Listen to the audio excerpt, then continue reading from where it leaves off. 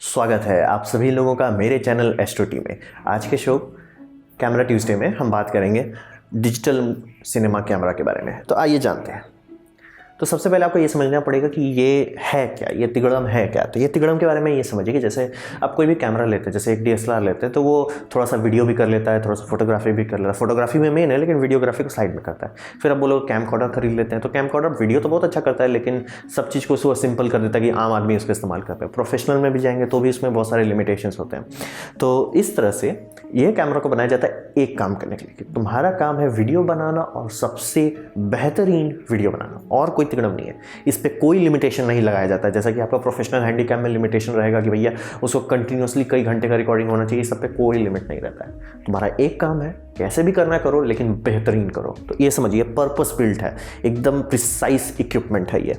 फिर इसके बाद आप बोलिएगा, जैसे कि आपको बताइए कैमकॉर्डर कोशिश करता है कि एक वाइड रेंज का लेंस का रेंज दे देता है आपको जूम लेंस इस्तेमाल करके, तो वो तो बढ़िया है, लेकिन आपको पता है कि जूम लेंसेज की क्वालिटी बहुत अच्छी नहीं होती है। प्राइम लेंसेज हमेशा बेटर होगा, प्रोवाइडेड कि मतलब एक ही कंपनी बना रही है। मतलब आप कोई सस्ते कंपनी का बहुत महंगा कंपनी का जूम से कंपेयर कर दीजिए तो बात अलग है, लेकिन अगर एक ही कंपनी बना रही है, एक ही तरह की टेक्नोलॉजी इस्तेमाल की, प्राइम हमेशा बेटर आएगा।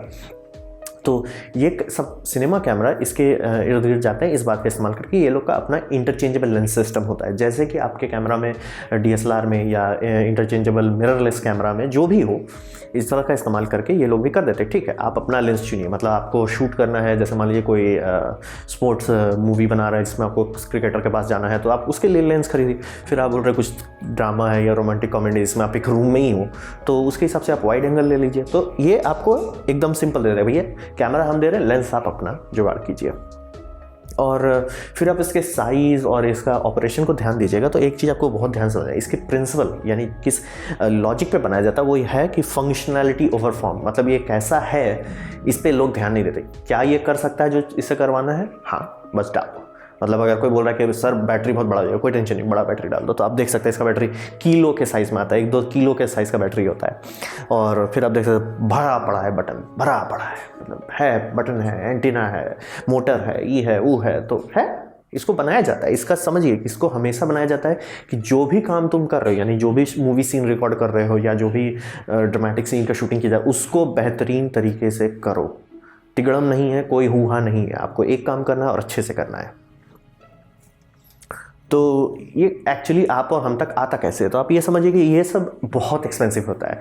कई बार आप जानते होंगे, जो भी आप लोगों में से इलेक्ट्रॉनिक्स पे काम किए हैं, कि बनाने वाला बना सकता है बहुत अच्छा, लेकिन नहीं बनाते कि महंगा बहुत हो जाएगा, और महंगा बहुत हो जाएगा तो उस कंपनी को और महंगे में बेचना पड़ेगा, और लोग खरीदेंगे नहीं तो कंपनी का लॉस हो जाएगा, इसलिए नहीं बनाती। तो आपको पता है कि मोबाइल ऐसे बनाया जा सकता है, 50,000 का भी मोबाइल आता है और 25,000 का भी आता है। तो आपको पता है कि बनाने वाले बना सकते हैं। जैसे आप बोलोगे यार मेरे में इमेज स्टेबलाइजेशन नहीं है, महंगे वाले तो बना सकते हैं, लेकिन देते नहीं, महंगा पड़ेगा। तो उसी तरह आप इसमें भी समझिए कि बहुत सारी टेक्नोलॉजी जो इस कैमरे में इस्तेमाल की जाती है, बनती है कई साल से है, लेकिन आपको देने के लिए प्रॉब्लम है कि बहुत महंगा हो जाएगा। तो ये जो लोग खरीदते हैं उनको पता है, और ये सब कैमरे बहुत महंगे आते हैं। अगर मैं डॉलर में बात करूँ तो आप कहिए कि $5,000 के आसपास का एक ही 2 कैमरा है। 8,000 बहुत हो गया, चलिए 10 के अंदर रखते हैं DSLR में, सिर्फ बॉडी की बात कर रहा हूँ। ये सब 20-30 हज़ार पे स्टार्ट होगा, 80-90 तक चला जाता है, कुछ कुछ तो मिलियंस में जाते हैं, जिसको आपको रेंट करके लेना पड़ता है। प्रोड्यूसर आप क्रिस्टोफर नोलन हो तो भी आप नहीं खरीद सकते, ये सिर्फ कंपनीज आपको देंगी, ठीक है, आप इस्तेमाल कीजिए, उसके बाद वापस लौटा दीजिए। तो ऐसा होता है, आप समझ लीजिए। तो ये बहुत महंगे होते हैं। फिर इसके बाद आप ये समझिए कि जब भी मैं किसी चीज़ के बारे में बात करूँ, खास करके पोर्टेबल चीज़ के बारे में, तो उसमें हमेशा एक पावर लिमिटेशन होता है कि जैसे आपके मोबाइल में कंप्यूटर का प्रोसेसर क्यों नहीं देता है, आप बैटरी नहीं चलेगा भाई, बैटरी 1 सेकंड में खत्म हो जाएगा। तो वही उसी कारण से DSLR में ये क्यों नहीं है, वो क्यों नहीं है, बैटरी का लिमिट है भाई। मतलब हर चीज़ में लिमिटेड है। आपके हैंडीकैम में भी देखते हैं बड़ा बड़ा बैटरी लगाते हैं, उसके बाद भी तो लिमिट है कि उसी बैटरी पर चलना है। ये सब का जैसे मैंने आपको बताया, बैटरी देख लीजिए बड़ा है, मतलब लिटरली बड़ी बड़ी बैटरी लगती है। और जो पुराने फिल्मों उसमें अलग से पावर दिया जाता था, तो समझ लीजिए पावर का इसमें लिमिटेशन नहीं होता। जैसे आपका एक DSLR 1 से 2 वाट खाता है प्रति घंटे, वीडियो कर रहा होगा तो 5-6 खाएगा, तो 1-2 घंटे का रिकॉर्डिंग आपको दे सकता है। ये सब 10 से 20 से किलोवाट तक में खा सकते हैं, फिल्म वाले तो किलोवाट में खाते हैं। तो डिजिटल में भी बहुत सारा चीज़ होता है, तो खूब आराम से भरपुष्ट बिजली खाते हैं। फिर इसका लेंसेज जो मैंने आपको बताया, इसका आप ये समझिए कि लेंसेज हमेशा किट में बेचा जाता है। आप और हम जो लेंस खरीदते हैं अपना क्या बोलते हैं DSLR के लिए, उसमें एक ही तरह का लेंस खरीदते हैं, ठीक है, एक जूम लेंस लिया, अरे कोई और कंपनी का ये प्राइम ले लिए, कोई और कंपनी का वाइड एंगल ले लिए, कोई और कंपनी का सुपर, ऐसा नहीं किया जाता है सिनेमा लेंस में। अगर आप एक पिक्चर शूट कर रहे हैं, जैसे मान लीजिए आपको कोई भी पिक्चर बनाना है, आयरन मैन बनाना है, तो आपने बोला ठीक है, आप कैनन के पास गए, कैनन भैया हमको लेंस दो, सिनी लेंस, तो आपको एक बड़ा सा ब्रीफ केस दिया जाएगा जिसमें सारे लेंसेज हो, क्योंकि मैंने आपको बताया जनरली प्राइम इस्तेमाल किया जाता है। और प्राइम में प्रॉब्लम है कि आप चेंज नहीं कर सकते एंगल, तो ऐसा नहीं कोई भी सिनेमा जूम नहीं आता है, लेकिन उसको भी इसी किट में बनाया जाएगा। और किट में इसलिए बनाया जाता है कि कलर जो है लेंस का, हर लेंस का कलर होता है, तो जनरली आप फिजिक्स अलाउ नहीं करता कि 2 लेंस का कलर आप एग्जैक्ट सेम रखो, लेकिन एक रेंज तक ला सकते हो। तो जब किट बेचा जाता है तो एक से दूसरे से तीसरे में बहुत कम अंतर होता है। तो आपको जो अटैची दिया गया वो लोग चेक करके देख चुके हैं कि भैया इसका इससे कलर में अंतर नहीं है, तो आप लेंस में जितनी बार भी लेंस चेंज, मतलब इस किट से आप जितनी बार भी लेंस चेंज करोगे एक ही जैसा कलर आपके सेंसर में आएगा। तो जो कलर ग्रेडिंग कर रहा है जिसका हमें फाइनल में, जैसे मैट्रिक्स आपने देखा होगा, तो हर चीज़ में थोड़ा सा एक हरा टिंट है, वो सब डालने के लिए आपको लेंस से नहीं डाल सकते, क्योंकि लेंस से डाल दीजिएगा रिकॉर्डिंग ख़राब हो जाएगी। और लेंस आप जहाँ जहाँ बदल रहे हो, और हर लेंस का थोड़ा, एक में लेंस में पिंक आ रहा है, एक लेंस में थोड़ा ब्लू आ जा रहा है, कलरिस्ट पगला जाएगा, भाई हम इसको क्या करें। तो इस कारण से सिनेमा लेंस का इस्तेमाल किया जाता है, जो कि किट में आपको बेचा गया है, एकदम परफेक्ट कलर देते हैं। और इस सिनेमा लेंस को बनाया जाता है पिक्चर के लिए। तो इसका क्या मतलब है, आप देखते होंगे पिक्चर में होता है कई बार हीरो घुस रहा है सीन में, टाइम लेके फोकस कर रहा है। आप ये देखिए कि फोटोग्राफी लेंसेज जो बनाए जाते हैं वो क्विक होता है, उसका मेन टारगेट जल्दी से जल्दी काम करो। इसका टाइम एकदम उल्टा होता है। जैसे आपके आप लेंसेज में ध्यान दीजिएगा, ऑटो फोकसरिंग है जो मतलब है, जिसको आप मैनुअल फोकस करें तो थोड़ा सा घुमाइए बहुत दूर चला जाता है, मतलब आपका फार से, मतलब इन्फिनिटी से क्लोजेस्ट पॉइंट ऑफ फोकस तुरंत हो जाता है, एकदम तुरंत खट खट। ये उसका उल्टा है, ये एकदम टाइम लेगा, आराम से घुमाइए आप, घुमाइए घुमाइए घुमाइए, कोई टेंशन नहीं। जैसे आपको अगर मैं डिग्री में बताऊं तो जनरली आपका बहुत सारा मतलब नॉर्मल फोटोग्राफी लेंस करीब 45 डिग्री तक में ही घूमने देता है, कुछ 90 जाता है, ये 270 तक चला जाता है। तो आप समझ लीजिए कि टाइम दिया जा रहा है कि आपका हीरो एंटर कर रहा है, आप आराम से उस पर फोकस कीजिए, टाइम लीजिए, वो चल रहा है। और ऐसा क्योंकि उतना रेंज है तो आप आराम से उसको कर सकते हैं। एक बंदा बैठा होगा कैमरा के बगल में ऐसे नॉब लेके, जो ये सब के गियर जो आप देख सकते हैं, उसको घुमाता रहेगा धीरे धीरे एकदम। मतलब प्रैक्टिस कर ली जाती है, ऐसा नहीं कि आप पहले ही घुस गए सीन में और आराम से तुरंत रिकॉर्ड हो गया। 1-2 बार ट्रेनिंग लिया जाता है, फिर मार्क कर लेते हैं उस व्हील में कि कहाँ से कहाँ तक घुमा है। तो आ रहा है हीरो, आराम से उसको घुमा रहे हैं एकदम बिंदास। तो समझिए लेंस इसको खूब कंट्रोल देता है। फिर आप लेंस तो कंट्रोल दे दिए, उसके बाद जो इलेक्ट्रॉनिक्स है इसका, उस पर भी बहुत कंट्रोल मिलता है। आपको अगर लगता है प्रोफेशनल कैमकॉर्डर में कंट्रोल मिलता है, उसको लीजिए, उसको मल्टीप्लाई कर दीजिए कई गुना से, उससे ज़्यादा कंट्रोल्स इसमें मिलता है। हर चीज़ पे कंट्रोल मिलता है, उसके ऊपर पे कंट्रोल मिलता है। मतलब फाइल है तो फाइल का फॉर्मेट कौन सा है, फाइल का फॉर्मेट है तो उसमें कंप्रेशन रेशियो क्या है, कंप्रेशन रेशियो हटा भी देते हो, रॉ ले लेते हो तो कहाँ कहाँ उसको कर रहे हो, उसमें टाइम कोड कौन सा लग रहा है, उसमें गेन सेटिंग्स क्या क्या है, उसमें मतलब बहुत सारे डेटा है जो मतलब आपको अच्छे से पढ़ाई करनी होगी। आपको मतलब या तो फील्ड में कैमरा लेके एक्सपीरियंस करना होगा, प्रैक्टिस करनी पड़ेगी, तभी जाके आप इस्तेमाल कर पाएंगे। ऐसा चीज़ नहीं है कि आपको दे दिए और शुरू हो गए, वैसा नहीं है, बहुत तिगड़म वाला चीज़ है। तो इसके फ़ायदे क्या हैं, मैंने आपको बताया कि आप ऐसा समझिए कि हर सेंसर जो है कोई भी हो, वो जनरली बहुत अच्छा होता है। प्रॉब्लम है कि सेंसर तो बहुत अच्छा चीज़ दे देता है, लेकिन वो आप वीडियो में नहीं डाल सकते। वो आप ऐसे समझिए कि जब भी आप DSLR का रॉ फोटो खींचते होंगे तो देखते हो ना, कितना भी आप हाईलाइट, शैडो ये सब चेंज कर लो, वाइट बैलेंस चेंज कर लो, एकदम बिंदास फोटो रहता है, आपका कोई टेंशन नहीं है। लेकिन वीडियो में ऐसा नहीं होता। आप पहले समझ ही गए होंगे कि एक JPEG का साइज़ जैसे मान लीजिए 4-5 MB होता है, तो एक रॉ का हो जाता है 25 से 35 MB। तो उस हिसाब से अगर आप वीडियो में करने जाओगे, वीडियो का तो पर फ्रेम 1-2 किलोबाइट का होता है, पर फ्रेम, यानी एक फ़ोटो जो उसने खींचा, तो समझिए कि उसको अगर बड़ा करने लगे कितना ज़्यादा हो जाएगा। तो यही प्रॉब्लम है। तो सिनेमा कैमरा इसको एकदम टेंशन से हटा देता है कि सेंसर से, मतलब जो भी फोटो खींच रहा है उससे आपके मेमोरी तक, यानी जो भी आपका डेटा रिकॉर्ड कर रहा है उसके बीच में कंप्रेशन कम से कम या लगभग ना के बराबर लगाया जाता है। तो उसका ये समझिए कि उसका जब इस्तेमाल करते हैं तो इनको ये प्रॉब्लम हो जाता है, ठीक है भैया मेमोरी तो बहुत आपने रिकॉर्ड कर लिया, सेंसर से आया आपने रख दिया, अब उसको स्टोर कहाँ कीजिएगा। SD कार्ड तो उतना स्टोर नहीं कर सकता और ना ही उतना स्पीड है, स्टेबल भी नहीं है। तो ये लोग जनरली अपना ही मेमोरी स्टोरेज बनाते हैं। जैसे सोनी के लिए ये AXSM सिस्टम आपको मिलेगा, आपको रेड के लिए ये रेड एपेक्स कार्ट्रिज मिलेंगे। इस तरह के बहुत सारे सिस्टम्स होते हैं जो कि समझिए जिसको कंपनी ने ही बनाया, जिस कंपनी ने कैमरा बनाया उसी ने बनाया, उसने टेस्ट किया कि भैया ये मैं ही बनाऊंगा, ये मैं ही बेचूंगा, एकदम परफेक्टली ये मेरे सिस्टम के साथ काम करेगा। यानी कि मतलब ये सब कार्ट्रिज जिस कैमरे में लगाए जाते हैं वो सब कैमरा अराउंड 300 गीगाबाइट 10 मिनट के अंदर खा जाता है। 300 गीगाबाइट 10 मिनट के अंदर स्वाहा। आप समझ लीजिए कितना ज़्यादा डेटा चाहिए। तो समझ ऐसा नहीं है कि आपका हार्ड डिस्क नहीं हैंडल कर सकता है, ये सब स्पीड कर सकता है, कोई टेंशन नहीं है। प्रॉब्लम है कि वो उसके लिए बनाया नहीं गया है। मतलब एकदम परफेक्ट, जैसे सर्वर के लिए अलग हार्ड डिस्क आता है, सर्वेलेंस के लिए अलग हार्ड डिस्क आता है, आपका चिप हार्ड डिस्क अलग होता है, तो वैसे ही ये सब हार्ड डिस्क एकदम अलग, ये मतलब ये सब मेमोरी स्टोरेज एकदम अलग तरीके से, ये भी अलग तरीके से बनाया गया है, ये भी अलग से बनाया गया है। तो इससे ये फ़ायदा होता है कि आपको मेमोरी तक आने में, सेंसर से मेमोरी तक आने में एकदम बिंदास परफॉर्मेंस मिल रहा है। कोई भी कंप्रेशन नहीं हो रहा है, कुछ भी टिकड़म नहीं लगा दे रहा है, आपको लट उट नहीं इस्तेमाल करना होता है, क्योंकि लट आप खुद से दे सकते हो, आप चाहो तो दे सकते हो, लेकिन जनरली चूंकि रॉ आ रहा है तो लट का इस्तेमाल करने की ज़रूरत नहीं पड़ता। और फिर आप बोलोगे ठीक है इतना तिगड़म ला कैसे रहा है। आप तो देखिए कैमरा को रॉ प्रोसेस करने में बहुत टाइम लगता है, डीएसएलआर कितना भी अच्छा हो रॉ प्रोसेस करने में टाइम लगता है। तो आप ये समझिए, आप तो जब भी डीएसएलआर को बहुत टाइम से देख रहे होंगे तो आपको पता ही होगा, इंटेल बोल रहा हूँ मैं, नाइकॉन में अपना उसका सिस्टम आता था, जैसे कि एक्सपीड 3, एक्सपीड 4, एक्सपीड 5, एक्सपीड 6। फिर कैनन में आई है तो कैनन में DG1, DG4, DG5, DG6 ऐसे करके आता गया। ये सब वही सेंसर इस्तेमाल मतलब प्रोसेसर इस्तेमाल करते हैं, लेकिन 4-5 ठो लगा देते हैं, 6-7 ठो लगा देते हैं। तो समझिए, क्योंकि एक प्रोसेसर इतना पावरफुल नहीं बनाया जा सकता जो ये सब कर सके। और जो कैमरा ये करते हैं कि ठीक है हम एक प्रोसेसर दे देते हैं, वो इतना बड़ा बड़ा प्रोसेसर उसमें लगता है, मतलब कंप्यूटर का प्रोसेसर के साइज़ का हो जाता है प्रोसेसर। तो इसी तरीके से ये हैंडल कर सकते हैं। मतलब एक प्रोसेसर का काम है सिर्फ टाइम कोडेक्स निकालना, एक प्रोसेसर का काम है सिर्फ रेड चैनल का सामान, एक प्रोसेसर का काम है सिर्फ ब्लू चैनल का सामान। मतलब समझ रहे हैं आप, एकदम अलग से एकदम बढ़िया से हैंडल कर लेते हैं। फिर जो इससे जो फुटेज निकलती है, जो मतलब जिसको आप एडिट करोगे, ये सब नॉर्मल फॉर्मेट में नहीं आता है। मतलब ये ऐसा नहीं है कि आप लगा दीजिए अपने मेमोरी में, मतलब कंप्यूटर में आराम से चलने लगे, नहीं। मतलब आपके लिए फॉर्मेट रीडर चाहिए, इनके लिए इनका अपना कस्टम फॉर्मेट होता है।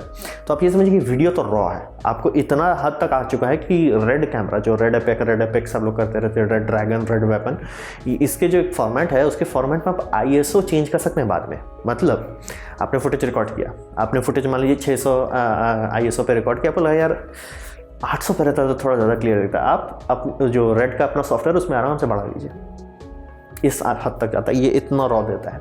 फिर रॉ और अनकम्प्रेस तो ठीक है, आप बोलोगे कि यार उतना ज़रूरत नहीं पड़ना चाहिए, अगर आप मतलब रिकॉर्डिंग कर रहे हो बार बार, तो आप एक बार समझ जाओगे कि यहाँ पे ऐसा एक्सपोजर रखते हैं, यहाँ पे ऐसा वाइट बैलेंस रखते हैं, तो उसका बाद में क्या ज़रूरत है। तो वो तो आपका एक एड ऑन बेनिफिट था। कोर बेनिफिट आपका ये आता है कि ये आपको डीप कलर देता है, ये सबसे बड़ा चीज़ है। ये डीप कलर के बारे में आप ये समझिए कि हम लोग का कैमरा जो है, जो भी DSLR है या मोबाइल का 4K, आप देखिएगा बेयरली 25-26 MB पर मिनट पर सेकंड आता है, बेयरली। DSLR का 100 से 400 तक आता है, प्रोफेशनल कैमकॉर्डर भी उसी के आसपास रहता है, ये सब गीगाबाइट में चले जाते हैं। तो क्या दे रहे हैं उस गीगाबाइट में, आपको मिल क्या रहा है।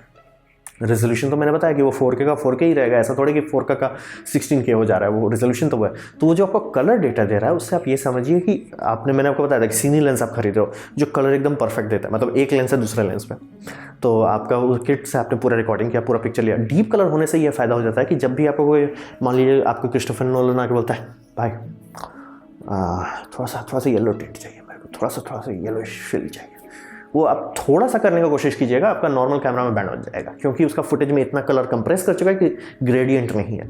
ग्रेडियंट रहेगा तब उसमें आप आराम से ट्विक मार सकते हो, ग्रेडियंट कंप्रेस कर दिया गया है तो कुछ नहीं है। आप जैसे मैट्रिक्स में देखोगे, मैट्रिक्स में तो काफ़ी हरा कर दिया गया था, लेकिन अगर आप कोशिश करते हैं नॉर्मल कैमरा, अब बड़ा अजीब लगेगा, मतलब क्या हो रहा है, मतलब एकदम बैकग्राउंड में सटल नहीं कर सकते। आपको सटल चेंजेस करने के लिए डीप कलर चाहिए, जो कि ज़रूरी होता है। फिर आप ग्रीन स्क्रीन का इफेक्ट हटाना चाहते हो, उसके लिए भी आपको कलर चाहिए। फिर जैसे मान लीजिए होता है कि आप दिखाना चाह रहे हो कि सब जगह दोपहर का सीन है, लेकिन बारिश होने लगा था, फिर धूप आया, तो वो धूप का कलर एकदम परफेक्टली मैच नहीं करता, लेकिन थोड़ा सा इन मिस कर रहा है, वो थोड़ा सा डीप कलर के चलते आप आराम से ठीक कर सकते हैं। तो इस तरह का तिगड़म कर मैच करना कि ठीक है। और कई बार आप जो कलर के बारे में बहुत एक्सपर्ट होंगे, उनको पता है कि मतलब इक्वेटर पर अगर आप शूटिंग कर रहे हैं तो उसका कलर अलग आएगा, आप न्यूजीलैंड में शूटिंग कर रहे हैं तो जैसे मान लीजिए आप इन्फिनिटी वॉर पिक्चर बनाना चाह रहे हैं, तो कहीं आप इक्वेटर पर शूट कर रहे हैं, कहीं आप अंटार्कटिक में शूट कर रहे हैं, तो वो सब का कलर मतलब एक्टर ही अलग लगने लगेगा कि कलर इतना बदल जाएगा। तो वो सब ठीक करने के लिए डीप कलर का बहुत इस्तेमाल किया जाता है। ये है इसका मतलब ब्रेड एंड बटर। तो ये सब इसके फ़ायदे थे, तो नुकसान भी तो होंगे ही। तो नुकसान जैसे मैंने आपको बताया कि ये इतना ज़्यादा प्रोसेसिंग पावर इस्तेमाल करता है, इतना ज़्यादा ऊर्जा ये इस्तेमाल करता है, बैटरी खाता है, कि इसको ठंडा करने के लिए पंखा चाहिए। तो जैसे मैंने आपको एक एग्जांपल दे रहा हूँ, ये कैमरा, इसमें आप देख सकते हैं एक एयर इनटेक है, एयर एग्जॉस्ट है। मतलब जैसे आपका कंप्यूटर में होता है ना, हवा आ रहा है हवा जा रहा है, वैसे ही इसमें रहता है। रेड एपेक में तो फ़ैन बहुत तेज़ रहते हैं, तो मतलब ये सब बहुत आवाज़ करता है, बहुत। मतलब आप समझ लीजिए कि आप इसमें माइक लगा देंगे तो आप इसी का आवाज़ सुनेंगे, आपको और कुछ नहीं आएगा। जैसे आपका क्या बोलते हैं, मतलब DSLR को कोशिश किया जाए शांत से शांत रहे, ये उसका उल्टा है, ऐसा आवाज़ करता रहेगा, क्योंकि इसको ठंडा करने में, मतलब उतने सारे प्रोसेसर है, या एक बड़ा डाल देता है तो उसको हीट सिंक लगाना पड़ जाता है, तो ये बहुत आवाज़ करता है। फिर उसके बाद आपको बात आते हैं कि जैसे मैंने आपको बताया प्रोफेशनल हैंडीकैम बहुत लंबा रिकॉर्डिंग कर सकता है, 6 से 8 घंटे तक रिकॉर्डिंग कर सकता है। ये सब 10-15 मिनट करता है। बोले वो ये क्या हो गया, प्रोफेशनल है, इतना महंगा है, 10-20 हज़ार डॉलर का चीज़ है, तो कैसे हो जाए। बात यह है कि मैंने आपको बताया था कि 4-5 GB पर सेकंड तक दे सकता है, तो उस हिसाब से 300-400 GB आपको 10-15 मिनट में ही बोल जा रहा है। तो इस कारण से एक तो आपको सर्वर लगाना पड़ेगा अगर आप इसको पूरा लंबा रिकॉर्डिंग करना चाहते हैं, दूसरा ये बनाया नहीं जाता उस तरह से, क्योंकि अगर आप लोगों से फिल्म कैमरास के बारे में पता होगा तो आप अगर फिल्म प्रोजेक्टर देखें, इतनी मोटी मोटी रील होती है जिससे आपको दिखाया जाता है पिक्चर। तो अगर आप फिल्म कैमरा देखेंगे तो उसमें तो इतनी छोटी सी रील रहती है। तो आप समझ लीजिए कि शुरू से ही फिल्म को बनाने टाइम सबको आइडिया था कि 10-15 मिनट का ही क्लिप लिया जा सकता है, तो कोशिश की गई कि 10 मिनट के अंदर ही आप रिकॉर्डिंग करो। हाँ, आप कट ले लो, आप 1000 कट लो या 50,000 कट लो, फ़र्क नहीं पड़ता, लेकिन पिक्चर आप एक बार जब कैमरा एक्शन जो बोलते हैं, जो एक बार एक्शन बोला जाता है, वो 10 मिनट तक का भी नहीं होता है, जनरली 1-2 मिनट का ही होता है। तो आप जैसे कोई आइटम सॉन्ग देख रहे हैं और सुनते होंगे कि 2 महीना लग गया उसको शूट करने में, तो ऐसा नहीं है ना कि कैमरा उसको 2 महीना चल, या मतलब एक्शन जितनी बार एक्शन बोल रहे हैं, एक्शन बोल रहे हैं, वो कई हज़ार बार बोला गया होगा और हर बार कोई मेमोरी उसका बदलता जाएगा। तो इसीलिए आप सुनते होंगे कट्स हैं, इसका ये कट अच्छा आया, इसका ये कट अच्छा नहीं आया, तो यही बात हो रहा है कि एक बार में कोई भी लंबा रिकॉर्ड नहीं करता। इसका मतलब अगर आप इसे इंटरव्यू रिकॉर्डिंग करने की कोशिश किए, आपकी बैंड बच जाएगी। और फिर आप ये समझिए कि जैसे प्रोफेशनल हैंडीकैम कोशिश किया जाता है एकदम डायरेक्ट, आसान, ईजी टू ऑपरेट, DSLR की कोई भी उठा ले, कोई भी शूट कर ले, ये सब एकदम उसका उल्टा है। आप इसका मेन्यू में खो जाइएगा, इसका इतना सारा बटन है, इतना सारा इनपुट आउटपुट सिस्टम है, जैसे जेन लॉक आउटपुट है, टाइम कोड आउटपुट है, रिमोट सिस्टम है, इतने सारे सेटिंग्स होते हैं, इतने सारे तिगड़म होते हैं कि इसको चलाने के लिए एक बंदा चाहिए। एक बंदा क्या काम कर रहे हो, नहीं हम कैमरा चलाते हैं, तो मतलब तुम पिक्चर बनाते हो, नहीं मेरा काम सिर्फ कैमरा चलाना। डायरेक्टर मुझे बोलता है कि कहाँ रखो, या मतलब जो डायरेक्टर ऑफ फोटोग्राफी है वो बोलेगा कि यहाँ फोकस करो, यहाँ पे शूट करो, वो देख लेगा व्यू फाइंडर से, हाँ सब चीज़ ठीक है, हम रिकॉर्डिंग कर रहे हैं। मतलब समझिए एक बंदे का पिक्चर में काम दे दिया जाए, भाई तुम कैमरा संभालो, हम नहीं संभाल सकते। और हर कोई नहीं संभाल, मतलब आपको यूट्यूब में देख के भले लगने लगा कि हर कोई कर लेगा, ऐसा नहीं है कि हम नहीं कर सकता, संभव नहीं है, इंसान बनाए इंसान कर सकता है, लेकिन आपको टाइम लगेगा, मतलब प्रैक्टिस चाहिए, एक्सपीरियंस चाहिए, ये सब खिलौना नहीं है, बहुत तिगड़म है और बहुत मेहनत कराता है। तो ये सब इसके कुछ नुकसान थे। तो ये था मेरा वीडियो प्रोफेशनल सिनेमा कैमरा के बारे में। उम्मीद करता हूँ आपको कुछ सीखने को मिला, अच्छा लगा हो। अगर ऐसा है तो लाइक कर दीजिए, नहीं लगा है कोई बात नहीं, आप डिसलाइक कर सकते हैं। मैं कहूँगा कि आप कमेंट लिखिए मेरे वीडियो में, मैं हर कमेंट के जवाब देता हूँ। और आप सब्सक्राइब कीजिए, और अगर आप फ्री हैं तो बेल बजा दीजिए। आपने मेरा वीडियो देखा, ये जान के मुझे बहुत खुशी हुई। धन्यवाद।